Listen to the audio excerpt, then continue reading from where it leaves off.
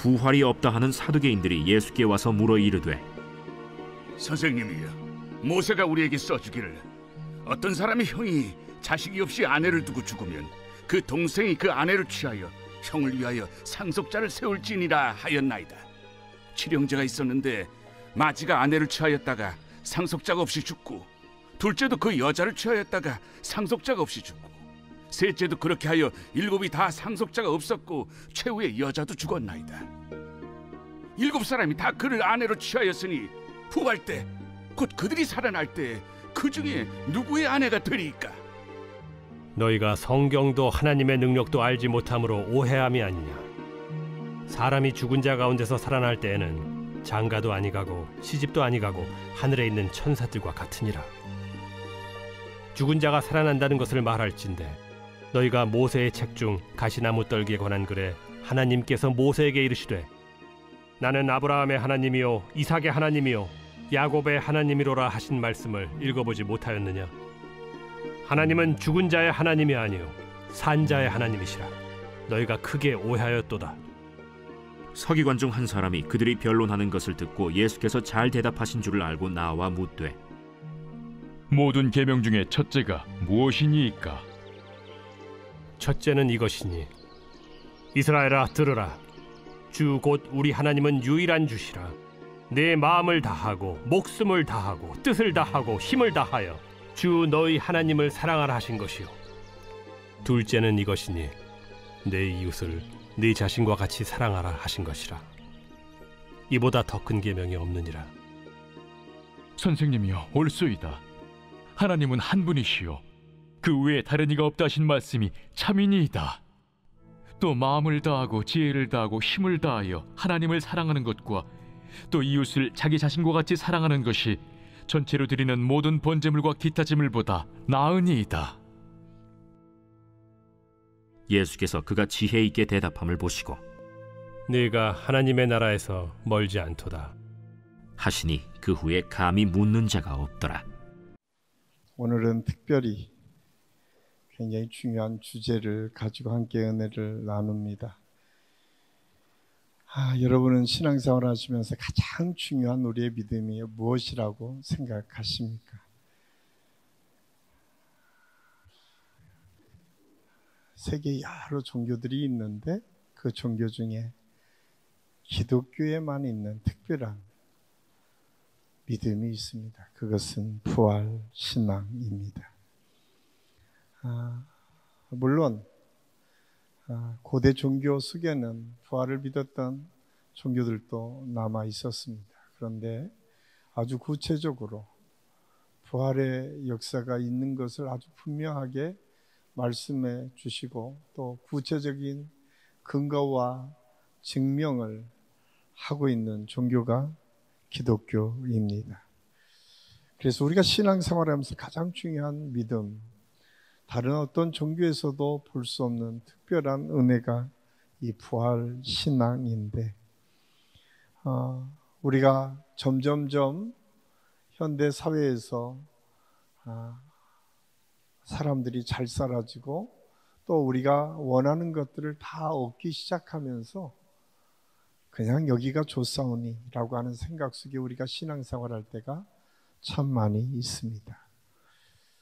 그런 모습이 오늘 예수님께서 기적과 이사를 베푸셨을 뿐만 아니라 하나님의 권위를 가지고 바리새인들과 또 여러 장로들의 공격을 지혜롭게 말씀해 주시고 나서 또한 사람들이 등장합니다. 그 사람들은 사두개파 사람들입니다. 이 사두개파 사람들은 어떤 사람이냐면 그 당시에 어떻게 보면 가장 부유한 계층, 우리가 이스라엘을 하면 지금 우리나라 국가 형태하고는 조금 다른 형태였을 것이다 라고 생각할 수 있습니다. 왜냐하면 그때는 신정국가라고 해서 종교와 정치가 분리되어 있지 않고 종교와 정치가 함께 갔던 시대였습니다. 그래서 이스라엘 백성들에게 가장 중요한 것은 성전과 회당이었어요. 그러니까 이스라엘 백성들의 모든 것의 중심은 거기에서부터 시작되는데 이 성전의 최고의 책임자가 이 사두개파 사람들이었습니다. 그런데 이 사두개파의 실질적인 역사를 보면 다윗의 때에 하나님의 은혜를 통해서 다윗이 이제 이스라엘을 통일시키고 나서 그 당시에 이스라엘 백성들에게는 가장 넓은 면적을 차지하는 나라로, 강성한 나라로 성장을 하게 됩니다. 그 성장할 때 다윗이 가장 어렵고 힘들 때에 다윗을 도와서 왕에 등극하도록 도왔던 제사장이 있었는데 그 제사장의 이름이 사독입니다. 이 사독이라고 하는 제사장, 이 사독은 또한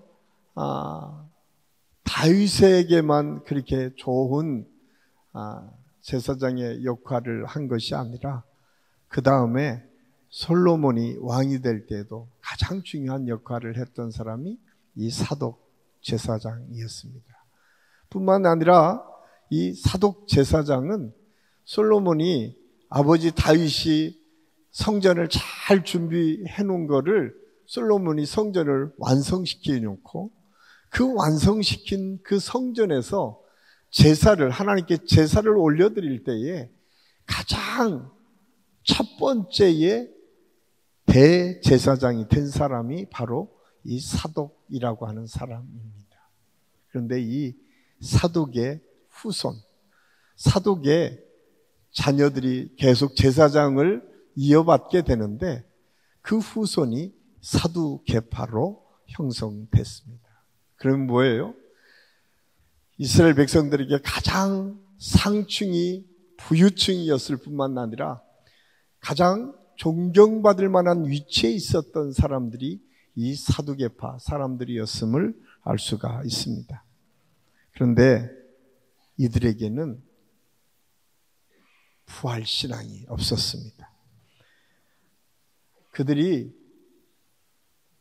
이스라엘 백성들을 지도해가지고 또 하나님의 말씀을 가지고 이스라엘 백성들을 이끌고 통치를 한 지도자들이었음에도 불구하고 그들에게는 부활신앙이 없었습니다. 그래서 그들이 부활신앙이 없었는데 오늘 19절에서 23절까지 말씀을 통해서 예수님께 지금 질문을 합니다. 이 말씀은 신명기 25장 5절 이하에 등장하는 계대 결혼 예식이라고 하는 이스라엘 전통적으로 내려오는 전통의 예식이 있었어요. 그것은 형사치수라고 하는, 꼭 이스라엘에만 있었던 것이 아니라 옛날 고대 사회에서 종족이 이어지는 것이 가장 중요한 덕목으로 생각했었던 시대마다 있었어요. 근데 특별히 이스라엘 사람들은 이 부분을 신명기 25장에서도 아주 구체적으로 그런 전통이 있었음을 성경을 통해서 말씀해 주고 있습니다. 이 계대결혼이라고 하는 것을 통해서 그러면 부활한 다음에 그 여러 형제들 속에 한 여자가 아내가 되었는데 그 다음에는 누구의 아내가 되겠습니까? 라고 하는 것입니다. 그래서 예수님께서 24절에 이렇게 말씀하셔서 예수께서 이르시되 너희가 성경도 하나님의 능력도 알지 못함으로 오해함이 아니냐. 그러면서 25절에서 27절까지 말씀을 통해서 장가들 가고 시집도 가고 그러겠지만 천국에서는 그런 개념이 아니다. 전혀 다른 차원의 역사가 천국에 있다라고 하는 사실을 말씀해 주고 있습니다. 그렇다면 우리가 생각하는 천국은 그러면 우리가 지금 살아가는 인간 사회와 전혀 다른 사회인가? 전혀 다르지는 않고요. 실질적으로 인식하는 수준은 같지만 여기 속에 있는 모든 제도들이 더 이상 중요하지 않게 여겨지는 시대다라고 하는 것이 성경의 말씀입니다. 예수님께서도 아주 분명하게 말씀하고 있는 거예요. 천국에서 결혼하고 장가들고 그러지 않는다는 거예요. 이제 우리 모두는 누구와? 하나님과 함께 살아가는 것. 이것이 최고의 가치고 최고의 축복이 되는 곳이 천국이다라고 하는 사실을 말씀해 주고 있어요. 그러면서 지금 사두개인들이 가지고 있는 잘못된 오해에 대해서 지적하고 있어요. 사두개파 사람들이 갖고 있는 또 하나 특징은 부활신앙이 없을 뿐만 아니라 다른 모든 율법도 인정하지 않았어요. 오직 그 사람들이 율법으로 인정하는 것은 모세 오경만을 인정을 했습니다. 모세 오경만을 인정을 했기 때문에 이 모세 오경 속에 있는 말씀을 가지고 예수님께서 그들에게 다시 한번 가르쳐주고 있어요. 그 말씀이 오늘 출애굽기 3장 1절에서 12절까지 말씀을 통해서 쭉 설명하면서 거기에 아주 중요한 말씀, 아브라함의 하나님, 이삭의 하나님, 야곱의 하나님이라고 하는 뜻이 무엇인지 너희가 아느냐라고 말씀하고 있어요. 만약 아브라함과 이삭과 야곱이 죽어서 사라졌다라고 하면, 죽어서 그 인생이 모든 것이 끝났다라고 하면 더 이상 이야기할 필요가 없는데, 예수님께서는 뭐라고 말씀하시냐면 여전히 살아 역사하시는 하나님에 대해서 말씀합니다. 그러면서 뭐라고 말씀하시냐면 아브라함에 함께 하셨던 그 하나님께서 지금 우리도 함께 하신다는 거예요. 그러면 아브라함에 언제 함께 하셨던 하나님? 살아계실 때 그들과 동행하셨던 하나님에 대해서 말씀하고 있습니다. 그래서 오늘 26절에서 27절 말씀은 이렇게 말씀하고 있습니다. 오늘 한번 26절, 27절 같이 한번 읽겠습니다. 죽은 자가 살아난다는 것을 말할진대 너희가 모세 책 중 가시나무 떨기에 관한 글에 하나님께서 모세에게 이르시되 나는 아브라함의 하나님이요 이삭의 하나님이요 야곱의 하나님이로라 하신 말씀을 읽어보지 못하였느냐. 하나님은 죽은 자의 하나님이 아니요 산 자의 하나님이시라. 너희가 크게 오해하였도다 하십니다. 너희가 오해한 게 뭐냐? 죽어서 반응하지 않는 하나님이 아니라 살아서 반응하는 하나님이 우리의 하나님이신 것을 말씀하고 있습니다. 여전히 아브라함과 이삭과 야곱이 죽었지만 그 영혼이 다시 만날 때가 있고 다시 살아날 때가 있는데 그때는 전혀 다른 차원의 세계가 우리 앞에 놓여져 있음을 얘기하면서 예수님께서 가르쳐 주시는 것은 뭐냐면 반응하는 하나님에 대해서 말씀하고 있어요. 아브라함 때에 그와 동행하셨던 하나님, 이삭 때에 그와 동행하셨던 하나님, 야곱 때에 그와 동행하셨던 하나님이 지금 우리가 믿는 하나님이다. 그래서 더 이상 죽은 하나님이 아니라 반응하는 하나님이시다. 이 반응하는 하나님이시라고 하는 의미를 사도 바울은 이렇게 해석했어요. 고린도전서 15장 17절에서 20절까지 말씀 우리 같이 한번 읽겠습니다. 그리스도께서 다시 살아나신 일이 없으면 너희의 믿음도 헛되고 너희가 여전히 죄 가운데 있을 것이요 또한 그리스도 안에서 잠자는 자도 망하였으리니 만일 그리스도 안에서 우리가 바라는 것이 다만 이 세상의 삶뿐이면 모든 사람 가운데 우리가 더욱 불쌍한 자이리라. 그러나 이제 그리스도께서 죽은 자 가운데서 다시 살아나사 잠자는 자들의 첫 열매가 되셨도다. 아멘. 사도 바울이 그렇게 말씀하고 있어요.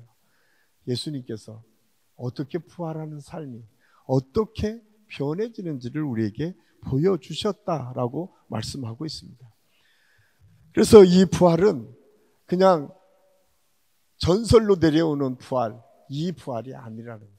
우리가 잘 아는 것처럼 고린도전서 15장은 우리가 대표적으로 부활장으로 소개되고 있습니다. 사도 바울은 17절에서 20절까지 이 말씀을 하기 바로 전에 이 부활에 대해서 아주 상세하게 설명하고 있어요. 그것이 고린도전서 15장 3절에서 8절까지 말씀입니다. 우리 같이 한번 읽겠습니다. 내가 받은 것을 먼저 너희에게 전하였노니 이는 성경대로 그리스도께서 우리 죄를 위하여 죽으시고 장사 지낸 바 되셨다가 성경대로 사흘 만에 다시 살아나사 게바에게 보이시고 후에 12 제자에게와 그 후에 500여 형제들에게 일시에 보이셨나니 그 중에 지금까지 대다수는 살아있고 어떤 사람은 잠들었으며 그 후에 야고보에게 보이셨으며 그 후에 모든 사도에게와 맨 나중에 만삭되지 못하여 난 자 같은 내게도 보이셨느니라. 아멘. 지금 부활에 대해서 사도 바울이 증거하기를 그냥 산자의 하나님, 살아계신 하나님을 설명할 때에 그냥 막연하게 설명한 것이 아니라 예수 그리스도의 부활을 구체적으로 증거하고 있어요. 오늘 고린도전서 15장 3절에서 8절까지 말씀에는 이렇게 말씀하고 있어요. 아, 예수님께서 죽은 자 가운데 3일 만에 부활을 하셨는데 그 부활하신 것을 봤다는 거예요. 누가 봤는가? 먼저 게바, 베드로가 봤다는 거예요. 그리고 12사도가 만났다는 거예요. 그리고 그 승천하시는 장면을 오늘 성경은 500여 성도가 보았고 500여 성도 중에 그 다음에 죽었다라고 표현을 하지 않고 잠잔다라고 표현을 하고 있어요. 그래서 데살로니가전서 4장 13절에서도 죽은 자를 잠자는 자로 표현하고 있습니다. 다시 깨어날 때가 있다고 하는 사실을 말씀하면서 그것이 그냥 막연한 약속이 아니라 구체적으로 증거할 만한 믿음의 사람들이 500여 명이 있었는데 몇 명 죽고 아직도 대다수는 살아서 하나님의 복음을 증거하기를 시작했다. 그리고 그 하나님이 예수 그리스도를 통해서 우리에게 만나주시는 역사가 있는데 다메섹에서 자기에게 이 바울에게 청년 사울이라고 하는 청년에게 나타나셔서 예수님이 어떻게 부활하셨는지를 증거하도록 하셨다라고 하는 것이 사도 바울의 고백입니다. 그래서 우리가 신앙생활을 하면서 가장 중요한 믿음은 이 믿음을 갖는 것이 중요합니다. 저는 우리 한식교 모든 성도들이 이 믿음을 소유할 수 있기를 간절히 소원합니다.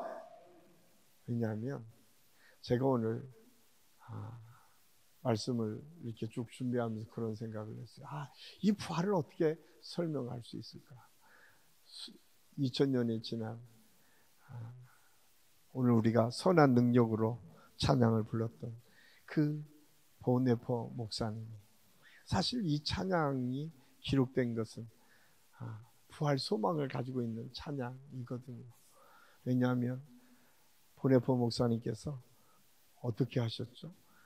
히틀러가 너무 폭주하면서 수많은 사람들을 죽이고 또 수많은 사람에게 어려움을 주니까 그 사람을 없애야겠다는 생각을 가지고 그 당시에 이 몇몇 사람들이 히틀러를 공격할 계획을 갖고 있다가 들키게 됩니다.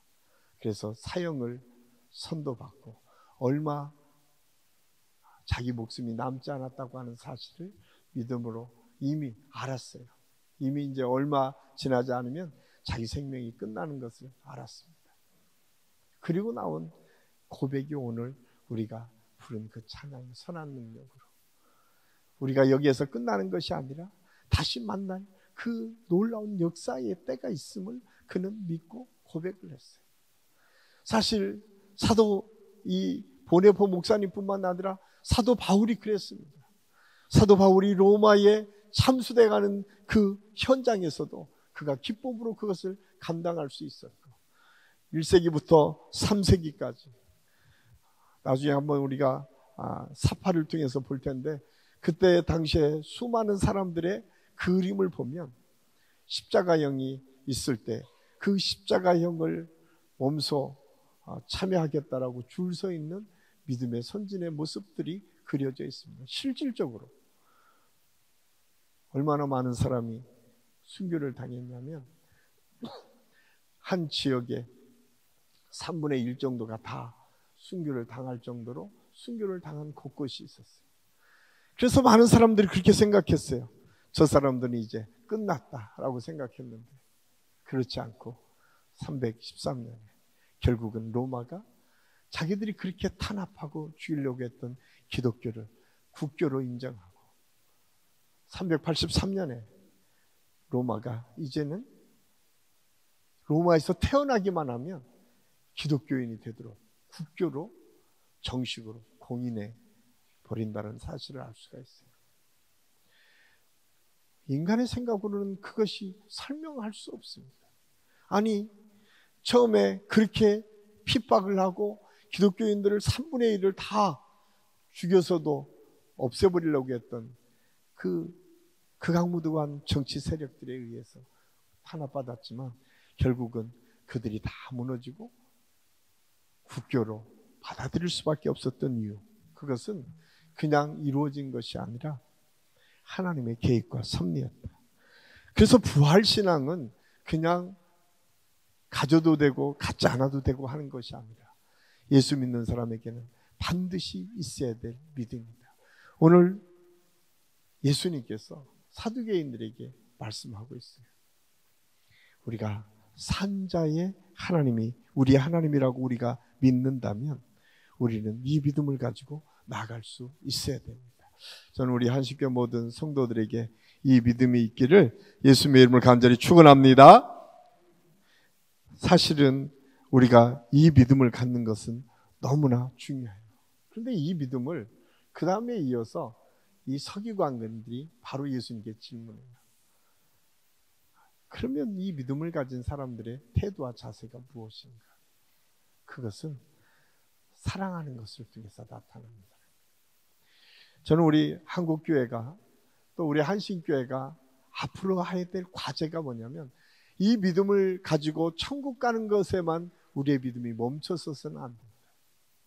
이 믿음은 오늘 주신 말씀처럼 하나님을 사랑하고 이웃을 사랑하는 데까지 나타내야 됩니다. 이게 믿음의 증거입니다. 많은 사람들은 믿음하면 그냥 내가 믿는 거라고 생각해요. 그런데 믿음에는 반드시 증거가 있습니다. 보네포 목사님이 그 믿음의 증거를 통해서 지금도 그분의 책을 통해서 수많은 사람이 감동을 받고 도전을 받습니다.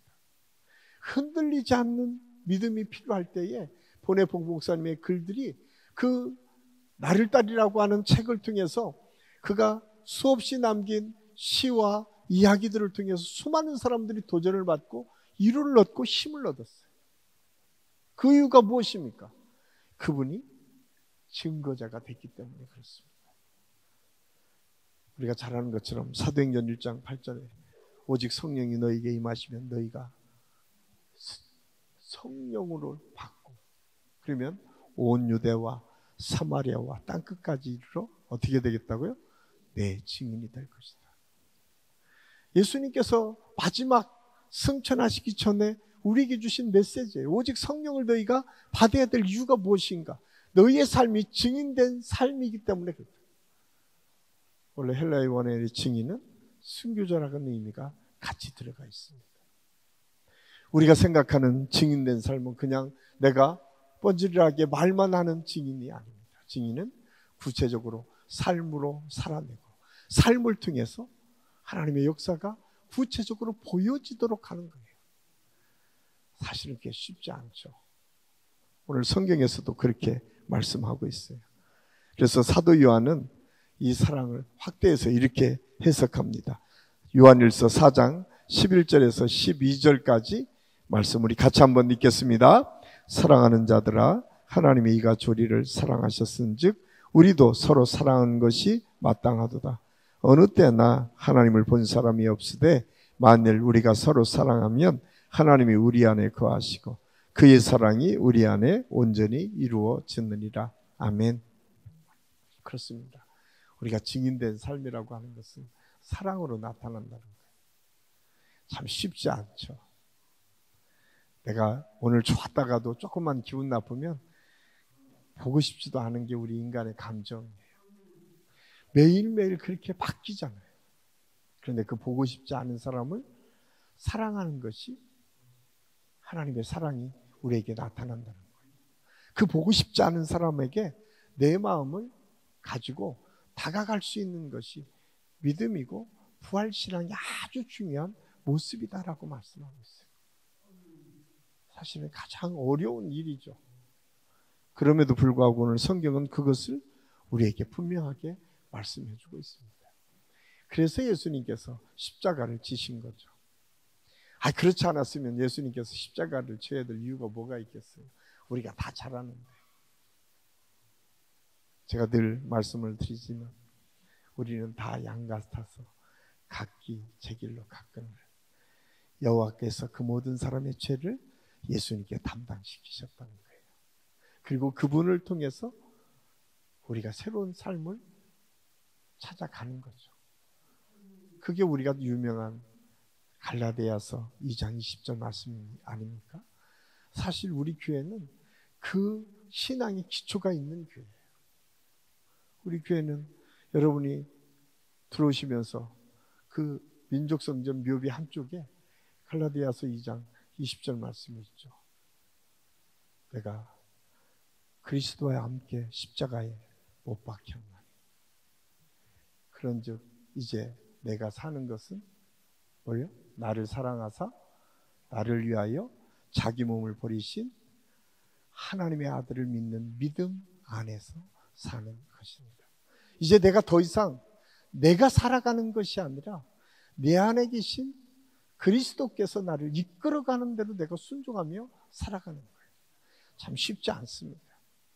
목사님, 저도 때로는 그러고 싶지 않을 때가 있어요. 알면서도 그러고 싶지 않을 때가 있어요. 그런데 꼭 기억하십시오. 그렇지 않을 때는 우리가 잘 아는 것처럼 코바디스 도민네라고 하는 이 베드로의 고백의 이야기가 전례 내려오는 전승이 뭔지 아십니까? 로마로 십자가를 지겠다고 주님의 복음을 증거했던 사도 베드로가 황급하게 로마를 빠져나옵니다. 그때 멀리서 갑자기 주님이 오시는 것을 봅니다. 그때 고백이 뭐예요? 코바디스 도미네, 주여 어디로 가시나이까? 그때 예수님께서 말씀하셨어요. 내가 네가 지지 않는 십자가를 지러 지금 로마를 향해서 간다. 어쩌면 우리는 그렇게 신앙생활을 하는지도 몰라요. 나는 내가 다 한 것처럼 생각을 하지만 여전히 정말 중요할 때에 그것을 피해가고 싶은 욕망이 우리의 연약함 속에 언제나 있어요. 그 순간 꼭 기억하십시오. 우리 주님이 그 길을 다시 걸어가신다는 사실을 기억하십시오. 그리고 그 길에서 우리 주님이 다시 다른 사람이 아니라 부족한 나를 기억하시고 십자가를 지시는 거예요. 여러분, 십자가는 다른 사람에게 지어지는 십자가가 아닙니다. 나를 위한 십자가예요. 내가 져야 될 십자가를 우리 주님이 지신 것입니다. 다른 사람이 져야 될 십자가라고 생각하지 마십시오.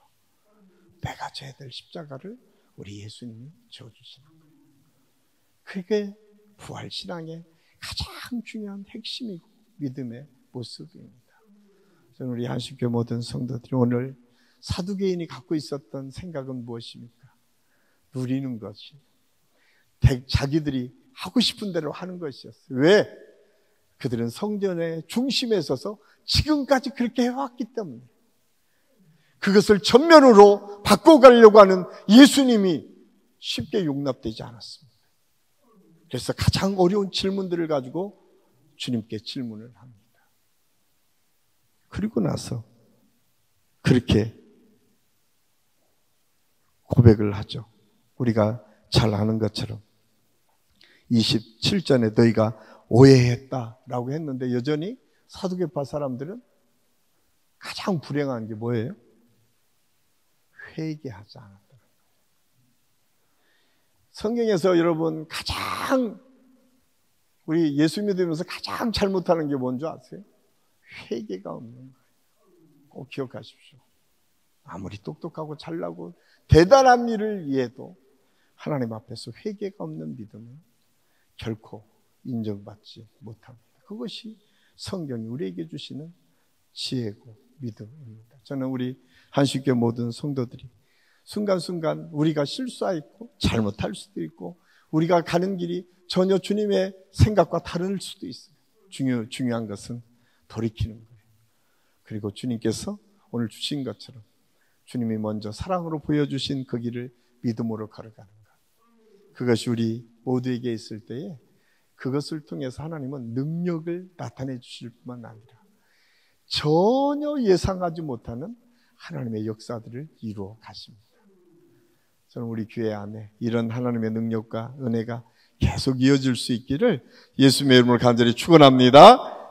기도하겠습니다. 아버지 하나님, 은혜를 감사합니다. 오늘 말씀을 통해서 우리가 부활 신앙, 부활 믿음을 어떻게 가져야 될지를 함께 생각했습니다.